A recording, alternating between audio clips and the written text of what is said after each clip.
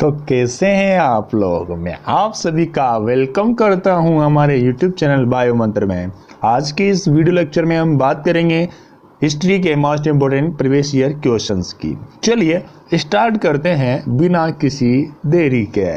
एक दिन खुदा ने पूछा, मत कर इतनी दोस्ती वरना इन दोस्तों की भीड़ में कहीं खो जाएगा भाई। अरे भाई गुम जाएगा। मैंने भी खुदा से कह दिया, एक बार नीचे आकर मेरे बायो मंत्र के परिवार से आकर मिल, तू भी ऊपर जाना भूल जाएगा। क्या दोस्तों, तू भी ऊपर जाना भूल जाएगा। चलिए स्टार्ट करते हैं फर्स्ट क्वेश्चन के साथ में। किसने अपने पुत्र व पुत्री को बौद्ध धर्म के प्रचार व प्रसार हेतु श्रीलंका भेजा था? अशोक ने भेजा था भाई। किसने भेजा था? अशोक ने भेजा था। बिल्कुल। इसके साथ में हम इसके पोस्टमार्टम की भी बात करेंगे। बिल्कुल जी हाँ, आप समझ गए होंगे। बिल्कुल हम बात करेंगे यहाँ पर कि पुत्र का नाम क्या था। तो पुत्र का नाम था महेंद्र और पुत्री का नाम था संघमित्रा। क्या नाम था दोस्त? संघमित्रा। दोनों को ही जो है कहाँ पे भेजा गया? अशोक ने श्रीलंका में भेजा था। बात करते हैं यहाँ से अशोक का जो पूरा नाम था वो क्या था? देवाना प्रिय अशोक मौर्य इनका पूरा नाम था, जो कि इनके अभिलेख से मिलता है। अशोक अभिलेख से मिलता है। जी हाँ, बात करते हैं इनके राज्यकाल की। सबसे पहले बात करते हैं 2069 में इनका राज्याभिषेक हुआ और इनका जो कार्यकाल है वो है 273 से 232 ईसा पूर्व। मौर्य राजवंश के ये एक राजा थे, ध्यान रखना है आपको। इसे चक्रवर्ती सम्राट अशोक भी कहा जाता है, ध्यान रखना है आपको। जिसका अर्थ क्या होता है? सम्राटों का राजा। पिता इनके बिंदुसार थे, माता सुभद्रांगी थी। ठीक है, बात करते हैं आगे। इन्होंने जो है अपने 99 भाइयों को हत्या करके अब खुद जो है सम्राट बना था। ठीक है, बात करते हैं यहाँ पर इन्होंने 261 ईसा पूर्व कलिंग का युद्ध लड़ा था। सबसे मेन युद्ध है अशोक का कलिंग का युद्ध, जो कि वर्तमान में उड़ीसा को कहा जाता था। यहाँ का राजा नंदराज था। क्या नाम था? नंदराज। जानकारी जो है कलिंग के युद्ध की ये अशोक के 13वें शिलालेख से मिलती है। आगे बात करते हैं। अशोक ने बौद्ध धर्म को ग्रहण कर लिया और बौद्ध धर्म को ग्रहण करने के बाद में इन्होंने इस युद्ध के बाद अशोक ने युद्ध नीति त्याग कर धम्म नीति चलाई। कौन सी नीति चलाई भाई? धम्म नीति चलाई। और इन्होंने बौद्ध धर्म को ग्रहण कर लिया और धम्म नीति को इन्होंने चलाया। आपसे पूछा जाता है अशोक का धम्म क्या है? तो जनता के लिए या जनता के कल्याण के लिए किया गया कार्य ही अशोक का धम्म कहलाता है भाई। बात करते हैं क्वेश्चन नंबर 2 की। कौटिल्य द्वारा रचित अर्थशास्त्र कितने अभिकरणों में विभाजित था? 15 अभिकरणों में विभाजित था। ध्यान ये लिखना है आपको। कौटिल्य का ही नाम चाणक्य है और इन्हीं को ही जो है विष्णुगुप्त के नाम से जाना जाता है। जी हाँ, बात करते हैं मौर्य साम्राज्य की स्थापना कौटिल्य ने की थी और चंद्रगुप्त मौर्य के महामंत्री थे। कौटिल्य या चाणक्य ने अर्थशास्त्र की रचना की थी और तक्षशिला विश्वविद्यालय के आचार्य रहे थे। बात करते हैं नेक्स्ट क्वेश्चन नंबर 3 की। अशोक का अभिलेख भारत के अलावा किस अन्य स्थान पर भी पाया गया है? अफगानिस्तान आपका राइट आंसर हो जाता है। लेकिन इसी के साथ हम बात करें तो भारत में अभी तक 150 अभिलेख 45 स्थानों से प्राप्त हुए हैं। बात करते हैं इसकी लिपि क्या है अभिलेखों की। तो लिपि है ब्राह्मी और भाषा है प्राकृत। प्राकृत भाषा में ये सारे के सारे अभिलेख लिखे हुए हैं। अधिकतर अभिलेखों की मैं बात कर रहा हूँ यहाँ पर। सबसे लंबा इनका अभिलेख है 7वां।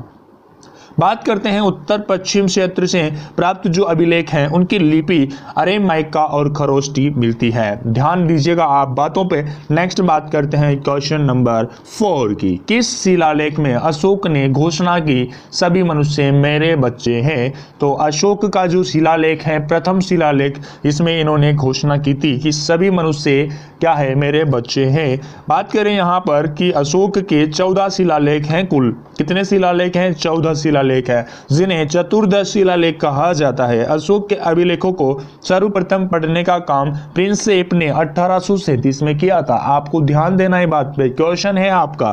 ठीक है, बात करते हैं सर्वप्रथम खोजे गए अभिलेख, या हम कहें यहाँ से कि शिलालेखों को सबसे पहले किस वैज्ञानिक ने खोजा था? तो ध्यान रखना है आपको, स्टीफन थेलर ने 1750 में खोजा था। नेक्स्ट बात करते हैं क्वेश्चन नंबर 5 की। किस स्थान से अशोक के शिलालेख के लिए पत्थर लिया जाता था? चुनार से लिया जाता था, ध्यान रखना है आपको। नेक्स्ट क्वेश्चन नंबर 6 की बात करते हैं। किस महीने में मौर्यों का राजकोषीय वर्ष आरंभ होता है? आषाढ़ महीने में, जो कि जुलाई के अंदर आता है। आपको ध्यान देने योग्य बात यह है कि इस समय जो है, या हम बात करें कि मौर्य काल के समय इनके जो कर की दर थी वो थी 1/6 भाग। कितनी थी? 1/6 भाग। और यहाँ पर जो है मुख्यतया 5 कर चला करते थे। कितने कर? 5 कर चला करते थे। आपको ध्यान देना है, एक कर था बाघ, जो कि भूमि के रूप में लिया जाता था, या भूमि कर के रूप में लिया जाता था। दूसरा था विष्टि, बेगार श्रम के रूप में लिया जाता था। हिरण्य नगद करता, प्रणय आपातकालीन करता, और चीता राजकीय भूमि करता। यहाँ पर जो नगद कर लिया जाता था वो मुद्रा के रूप में लिया जाता था। आपको ध्यान देना है, मौर्य काल के अंदर मुद्रा के रूप में कर लिया जाता था। हिरण्य नगद कर है। सारे के सारे कर आपको ध्यान रखना है, नोट डाउन करना है। क्वेश्चन नंबर 7 की बात करते हैं। किस जैन ग्रंथ में चंद्रगुप्त मौर्य के जैन धर्म अपनाने का उल्लेख मिलता है? परिशिष्ट पर्व में मिलता है भाई साहब। किस में मिलता है? परिशिष्ट पर्व में मिलता है। बात करते हैं चंद्रगुप्त मौर्य का जो ईसा काल है, या इनका जो समय काल है वो है 322 से 298 ईसा पूर्व इनका समय काल रहता है। बात करें इनकी पत्नी का नाम क्या था? तो दूरदरा इनकी पत्नी का नाम था।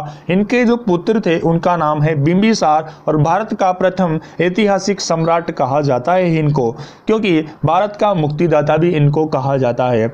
आगे बात करेंगे इनके बारे में, कुछ और अन्य चर्चाएं हम करने वाले हैं। नेक्स्ट बात करते हैं क्वेश्चन नंबर 8 की। चंद्रगुप्त मौर्य का संघर्ष किस यूनानी शासक से हुआ था? सेल्यूकस से हुआ था। अब बात करते हैं यहाँ पर मजे की ये है, चंद्रगुप्त मौर्य ने सेल्यूकस की बेटी या पुत्री हेलेना से विवाह किया, इसीलिए भारत का पहला अंतरराष्ट्रीय विवाह इसको कहते हैं हम। बात करें यहाँ से विशाखा दत्त की पुस्तक मुद्रा राक्षस में इन्हें चंद्रगुप्त को वृषल जो है या कुलहीन बताया गया है। किसकी पुस्तक है? विशाखा दत्त की पुस्तक है मुद्रा राक्षस, जिसमें वृषल या कुलहीन कहा गया है चंद्रगुप्त मौर्य को। बात करें यहाँ से, चंद्रगुप्त ने पाटलिपुत्र को अपनी राजधानी बनाया। क्या? चंद्रगुप्त ने पाटलिपुत्र को अपनी राजधानी बनाया। एरियन ने चंद्रगुप्त मौर्य को क्या नाम दिया? सेंड्रोकोट से आपको ध्यान रखना है। चंद्रगुप्त मौर्य के दरबार में पहला विदेशी यूनानी राजदूत मेगास्थनीज भारत आया था, तो इसने जो है मेगास्थनीज की एक बुक है या पुस्तक है इंडिका, इसकी रचना मेगास्थनीज ने की है। ये बात आपको ध्यान रखनी है। बात करते हैं आज के क्वेश्चन, लास्ट क्वेश्चन 10 की। किस ग्रंथ में चंद्रगुप्त मौर्य के लिए कुलहीन शब्द का प्रयोग हुआ है?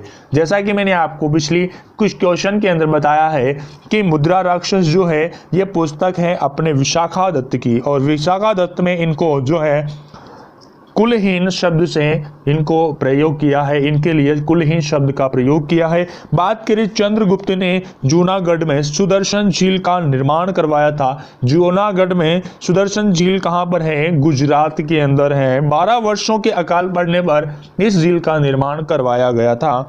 बात करें यहाँ से, यह निर्माण इनके गवर्नर पुष्यगुप्त ने करवाया था, और गवर्नर को इस काल में जो है सौराष्ट्र के नाम से जाना जाता था। बात करें इनके समय, जैन धर्म 2 भागों में टूट गया था। जैन धर्म जो है 2 भागों में टूट गया था। एक था श्वेतांबर और दूसरा है पीतांबर। श्वेतांबर जो है स्थूलभद्र के नेतृत्व में इसका स्थापना हुआ, और पीतांबर की भद्रबाहु के नेतृत्व में इसकी स्थापना हुई। तो गाइज कैसी लगी आपको वीडियो? अगर आपकी कोई भी डिमांड रहती है तो आप कमेंट करके जरूर बताएं, आपकी सहायता बिल्कुल पूरी तरीके से की जाएगी। तो गाइज आज के लिए इतना ही, बाकी फिर मिलते हैं अपन नए वीडियो के साथ में। तब तक के लिए जय हिंद, जय भारत, वंदे मातरम। खुश रहिए और मस्त